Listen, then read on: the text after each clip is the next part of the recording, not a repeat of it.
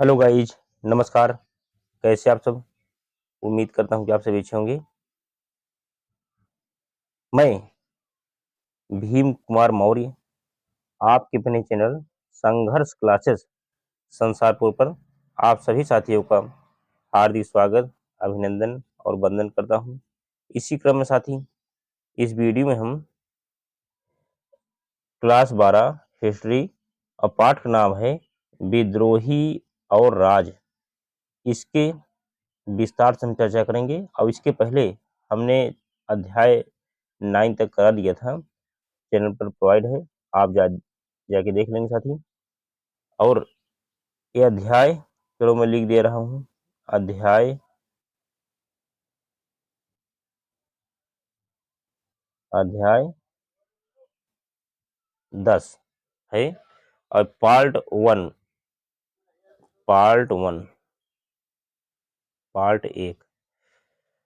तो सभी साथी इस वीडियो को लास्ट तक देखिए और इस वीडियो को ज़्यादा से ज़्यादा प्यार दें, लाइक करें, दोस्तों में शेयर करें।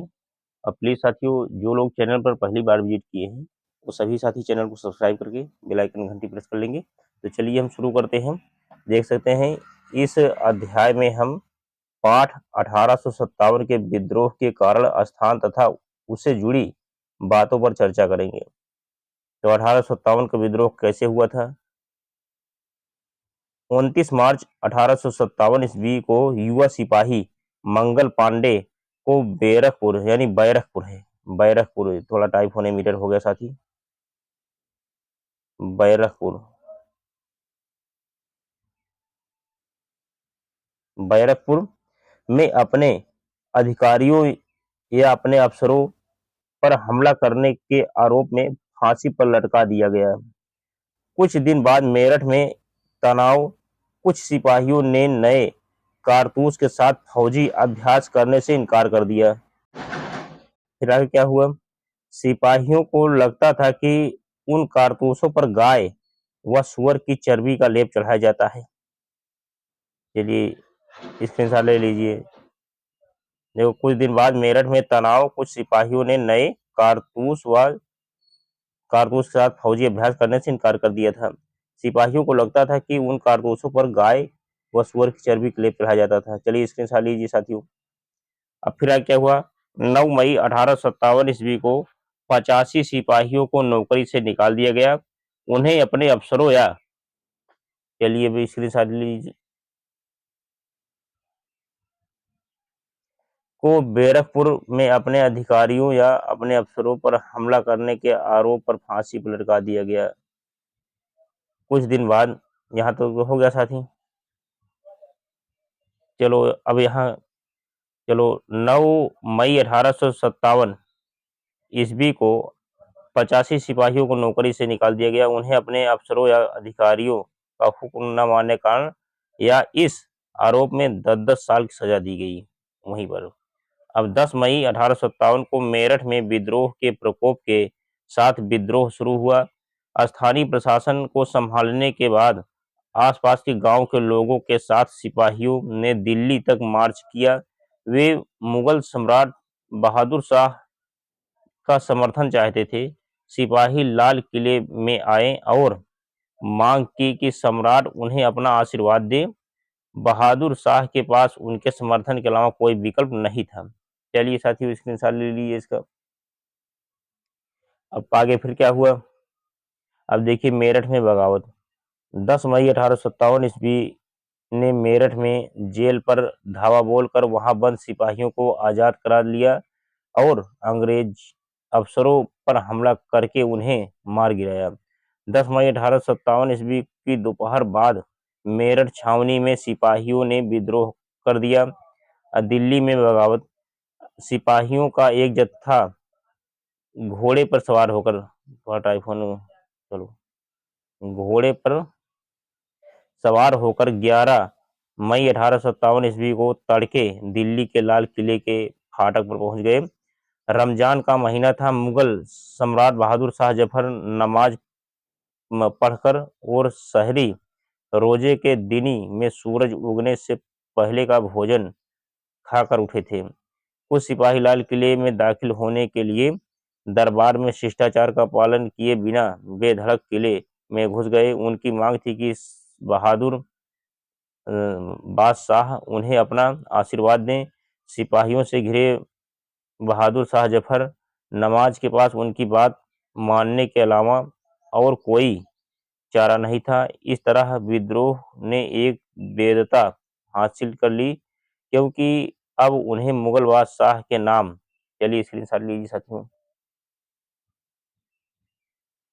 नाम बहादुर शाह के नाम नाम पर चलाया जा सकता था। बहादुर शाह को सिपाहियों की ये मांग माननी पड़ी। उन्होंने देश भर के मुख्यालयों संस्थाओं और शासकों को चिट्ठी लिखकर अंग्रेजों से लड़ने के लिए भारतीय राज्यों को एक संघ बनाने का आह्वान किया। जैसे ही यह खबर फैली कि दिल्ली पर विद्रोहियों का कब्जा हो चुका है और बहादुर शाह ने अपना समर्थन दे दिया है, हालात तेजी से बदलने लगे।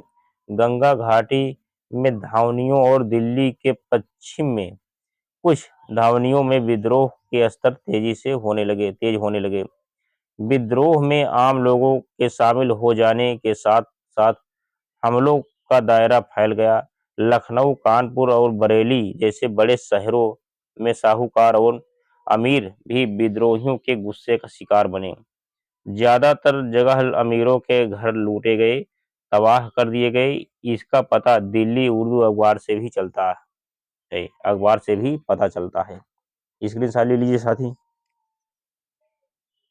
अब फिर क्या हुआ? 1857 विद्रोह के कारण। नंबर 1, आर्थिक कारण, राजस्व नीति, हस्तशिल्प उद्योग का पतन, व्यापारिक नीति, भारतीय धन का निर्गमन, जमींदारों का अत्याचार।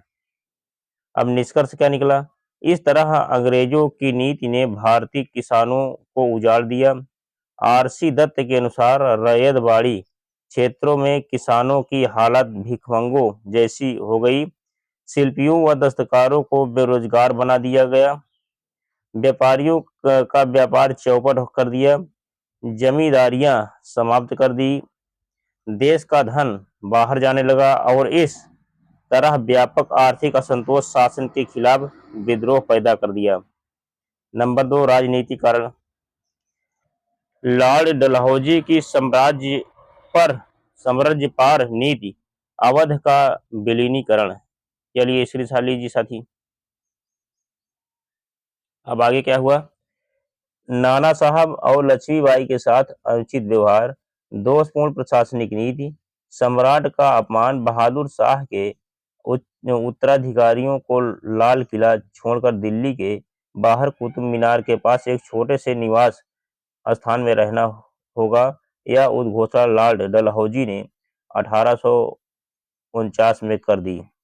इसी क्रम में 1856 ईस्वी में कैनिंग ने यह उद्घोषणा की कि बहादुर शाह की मृत्यु के बाद मुगलों से सम्राट की पदवी छीन ली जाएगी।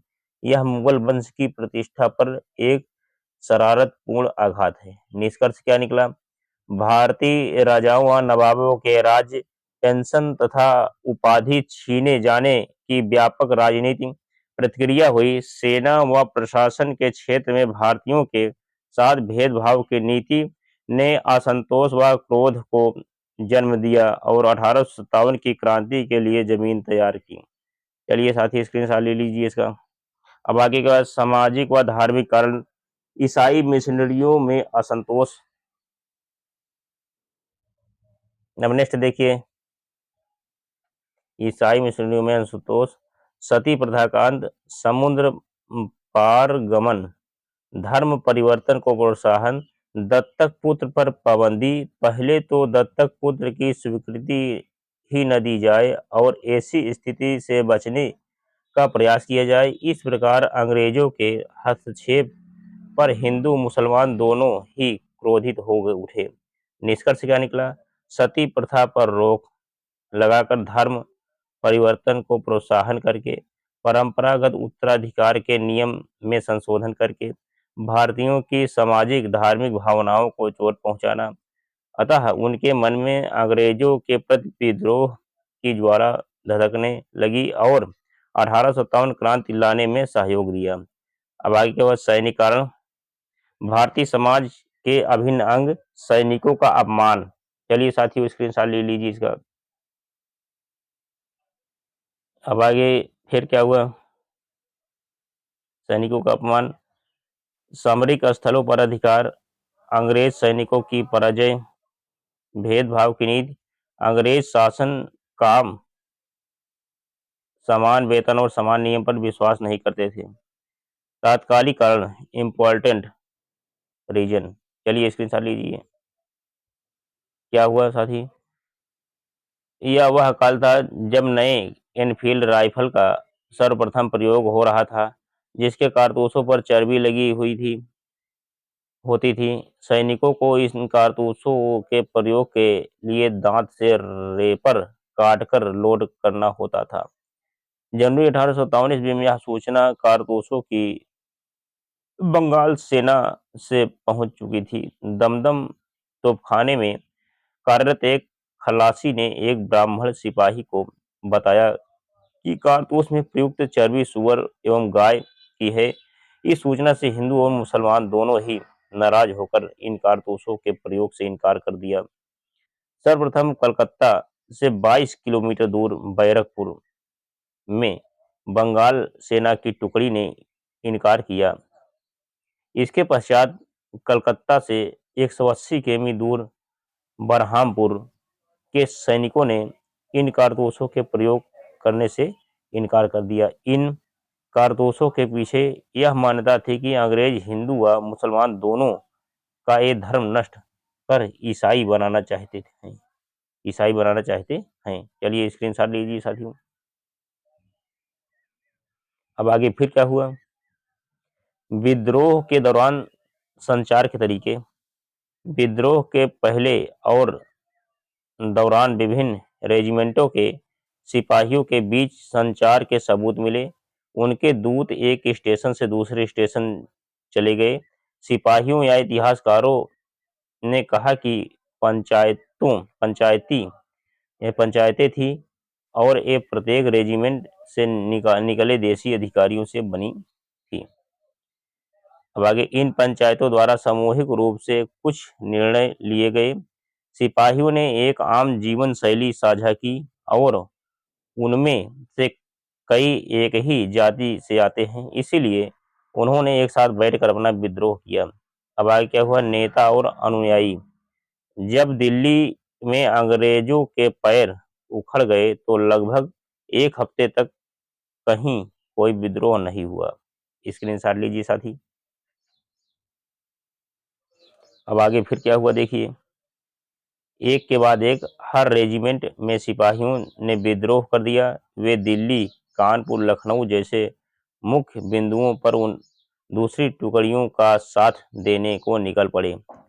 स्वर्गीय पेशवा बाजीराव के दत्तक पुत्र नाना साहब कानपुर के पास रहते थे। उन्होंने ऐलान किया कि वह बहादुर शाह जफर के तहत गवर्नर हैं। उन्होंने ऐलान किया कि वह बहादुर शाह जफर के तहत गवर्नर हैं।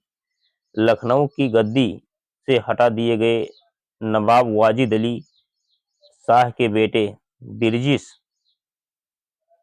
केंद्र को नया नवाब घोषित किया, यानी बिरजिस कादिर, केंद्र नहीं कादिर साथियों, थोड़ा टाइप होने में एरर हो गया था।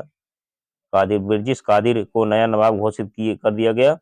बिरजिस कादिर ने भी बहादुर शाह जफर को अपना बादशाह मान लिया।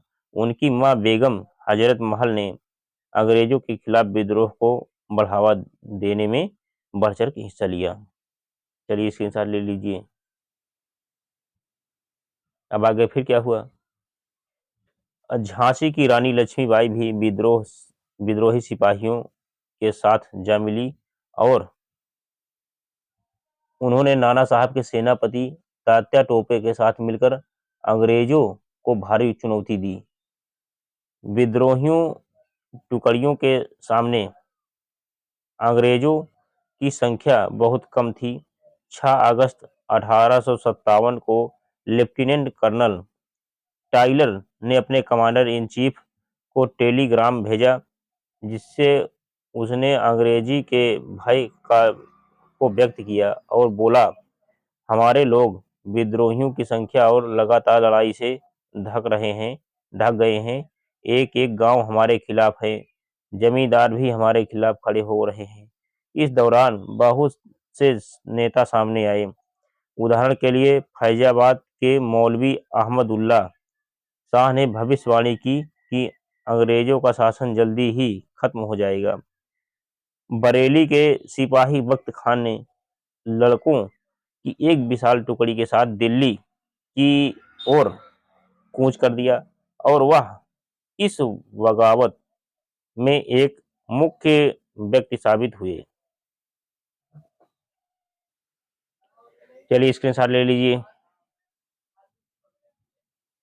अब अफवाहें क्या फैली? अफवाहें तथा भविष्यवाणी। मेरठ से दिल्ली आने वाले सिपाहियों ने बहादुर शाह को उन कारतूसों के बारे में बताया था जिन पर गाय और सुअर की चर्बी का लेप लगा था। सिपाहियों का इशारा इनफील्ड राइफल के उन कारतूसों की तरफ था जो हाल ही में उन्हें दिए गए थे। अंग्रेजी सिपाहियों को 1 लाख सिपाहियों को लाख समझाया कि ऐसा नहीं है, लेकिन यह अफवाहें उत्तर भारत की छावनियों में जंगल की आग की तरह फैलती चली गई। राइफल इंस्ट्रक्शन डिपो के कमांडर कैप्टन राइट ने अपनी रिपोर्ट में लिखा था कि दमदम स्थित शस्त्रागार में काम करने वाले नीची जाति के एक खलासी ने जनवरी 1857 ईस्वी के तीसरे हफ्ते में एक ब्राह्मण सिपाही से पानी पिलाने के लिए कहा। ब्राह्मण सिपाही ने यह कहकर अपने लोटे में पानी पिलाने से इनकार कर दिया कि नीची जाति के छूने से लोटा अपवित्र हो जाएगा। चलिए स्क्रीनशॉट लीजिए साथियों। अब आगे फिर क्या हुआ? रिपोर्ट के मुताबिक खलासी ने जवाब दिया कि वैसे तो तुम्हारी जाति जल्द ही भ्रष्ट होने वाली है, क्योंकि अब तुम्हें गाय और सुअर की चर्बी लगे कारतूसों को मुंह से खींचना पड़ेगा। इस रिपोर्ट की विश्वसनीयता के बारे में कहना मुश्किल है, लेकिन इसमें कोई शक नहीं है। जब एक बार यह अफवाहें फैलना शुरू हुई तो अंग्रेज अफसरों के तमाम औरत आश्वासनों के बावजूद इसे खत्म नहीं किया जा सका और इसने सिपाहियों का में एक गहरा गुस्सा पैदा कर दिया। अन्य अफवाह क्या हुई?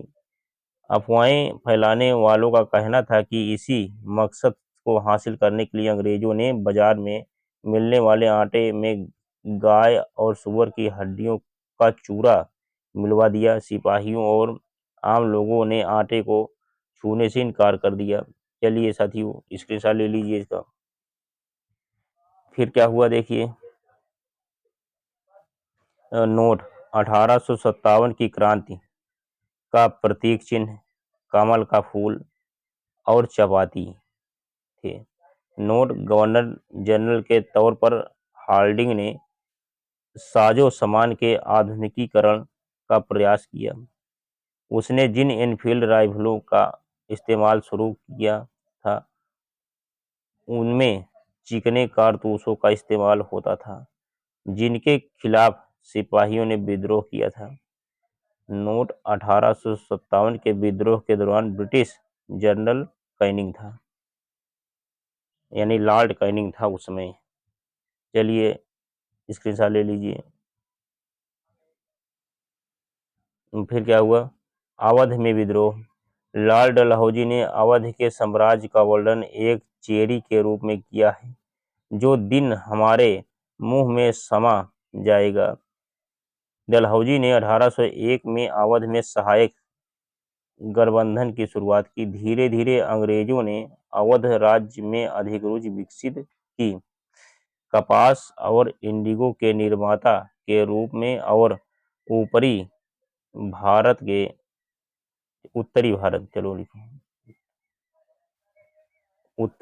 के प्रमुख बाजार के रूप में भी अवध की भूमिका अंग्रेज देख रहे थे। 1850 तक सभी प्रमुख क्षेत्रों जैसे मराठा भूमि द्वाब, कर्नाटक, पंजाब और बंगाल को जीत लिया। 1856 में अवध के राज्य हरण ने क्षेत्रीय विनाश को पूरा किया, जो कि बंगाल के राज्य हरण के साथ एक सदी पहले शुरू हुआ था। चलिए इसके साथ चलिए साथियों, अब आगे फिर क्या हुआ।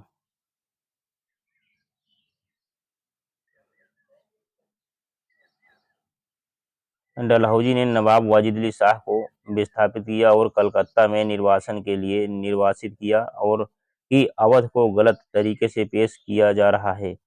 ब्रिटिश सरकार गलत तरीके से मानती है कि नवाब वाजिद अली एक अलोकप्रिय शासक थे। उनके विपरीत वह व्यापक रूप से लोगों को प्यार करता था, और लोग नवाब को नुकसान के लिए दुखी थे। नवाब को हटाने अदालतों का विघटन हुआ और संस्कृत गिरावट आई। संगीतकार, नर्तक, कवि, रसोइया, अनुचर और प्रशासनिक अधिकारी सभी अपनी आजीविका खो देते हैं। चलिए स्क्रीनशॉट लीजिए साथियों।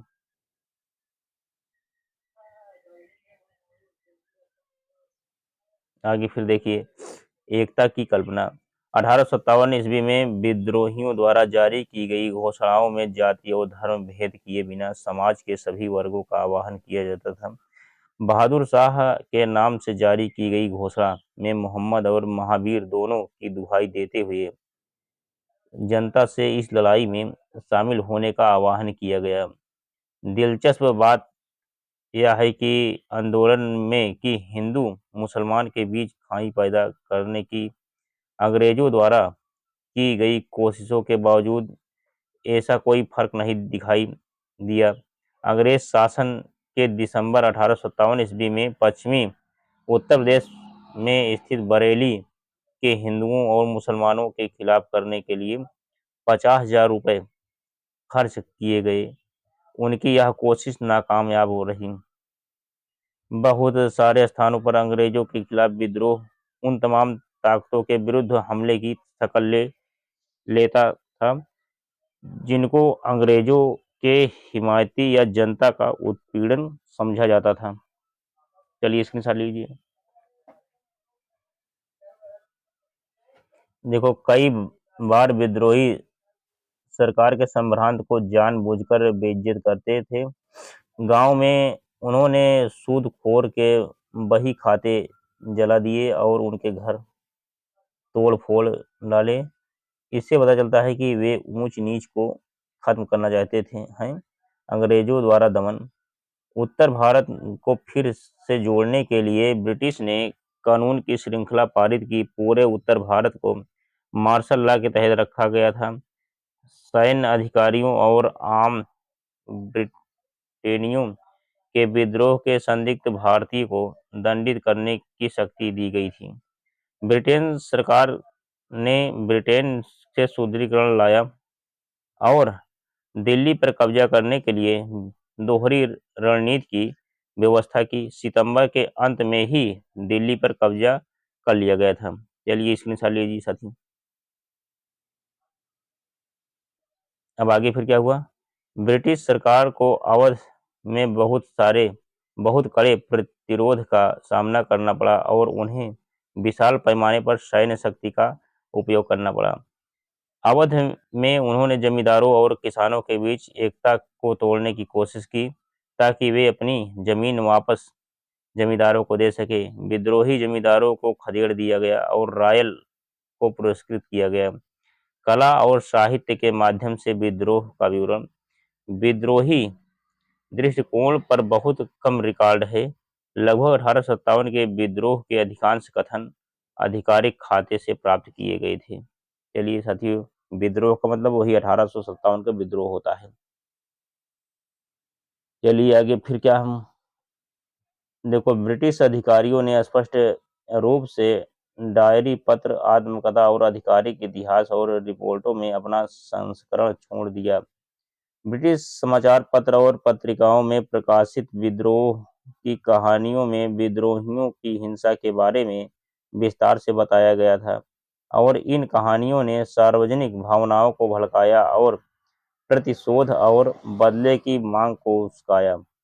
ब्रिटिश और भारतीय द्वारा निर्मित पेंटिंग, इंचिंग, पोस्टर, कार्टून, बाजार प्रिंट भी विद्रोह के महत्वपूर्ण रिकॉर्ड के रूप में कार्य करते हैं। चलिए साथियों स्क्रीनशॉट लीजिए। चलिए स्क्रीनशॉट ले लीजिए इसका। अब आगे फिर क्या हुआ? विद्रोह के दौरान विभिन्न घटनाओं के लिए विभिन्न चित्रों की पेशकश करने के लिए ब्रिटिश चित्रकारों द्वारा कई चित्र बनाए गए थे। इन छवियों ने विभिन्न भावनाओं को प्रतिक्रियाओं की एक श्रृंखला को उकसाया। 1859 में थॉमस जोन्स बारकर द्वारा चित्रित लखनऊ की चाहत राहत जैसी पेंटिंग ब्रिटिश नायकों को याद करती है, जिन्होंने अंग्रेजी की को बचाया और विद्रोहियों को दमन किया। अंग्रेजी महिलाओं तथा ब्रिटेन की प्रतिष्ठा। समाचार पत्र की रिपोर्ट विशेष रूप से महिलाओं और बच्चों के खिलाफ हिंसा की घटनाओं से प्रभावित घटनाओं की भावनाओं और दृष्टिकोण को आकार देती है। ब्रिटेन में बदला लेने और प्रतिशोध के लिए सार्वजनिक मांगे थी। चलिए साथियों स्क्रीनशॉट ले लीजिए इसका। अब आगे फिर क्या हुआ? ब्रिटिश सरकार ने महिलाओं को निर्दोष महिलाओं के सम्मान की रक्षा करने और असहाय बच्चों की सुरक्षा सुनिश्चित करने के लिए कहा। कलाकारों ने आघात और पीड़ा अपने दृश्य प्रतिनिधित्व के माध्यम से इन भावनाओं को व्यक्त किया। 1859 में जोसेफ नोएल पाटन द्वारा चित्रित इन मेमोरियल में उन चिंताजनक क्षण को चित्रित किया गया है जिसमें महिलाएं और बच्चे असहाय और निर्दोष व्यक्ति घेरे में घिर जाते हैं। प्रतीत होता है कि वे अपरिहार्य अपमान, हिंसा और मृत्यु की प्रतीक्षा कर रहे थे। चित्रकला कल्पना को बढ़ाती है और क्रोध और रोष को भड़काने की कोशिश करती है। ये पेंटिंग विद्रोहियों को हिंसा और क्रूर के रूप में दर्शाती है। चलिए साथी स्क्रीनशॉट ले लीजिए इसका। चलिए पूरा स्क्रीनशॉट ले लीजिए। चित्रकला कल्पना को बढ़ाती है और क्रोध और रोष को भड़काने की कोशिश करती है। ये पेंटिंग विद्रोहियों को हिंसक और क्रूर के रूप में दर्शाती है। चलिए साथियों अब इसी के साथ ये चैप्टर हुआ पूरा। ये पार्ट 1 है। पार्ट 1 विस्तार से मैंने पूरा चर्चा कर दिया हूँ। अब इसका जो है आप स्क्रीनशॉट ले लीजिए और इस वीडियो पूरा लास्ट तक देखिए साथियों। और प्लीज सभी लोग इस वीडियो को लाइक कर दीजिए और दोस्तों में शेयर कर दीजिए साथियों। अब इसका हम नेक्स्ट क्वेश्चन आंसर श्रृंखला जल्दी ही लाएंगे। तो चलिए इसी के साथ मैं अपनी वाणी को विराम देता हूँ। जय हिंद, जय भारत, वंदे मातरम।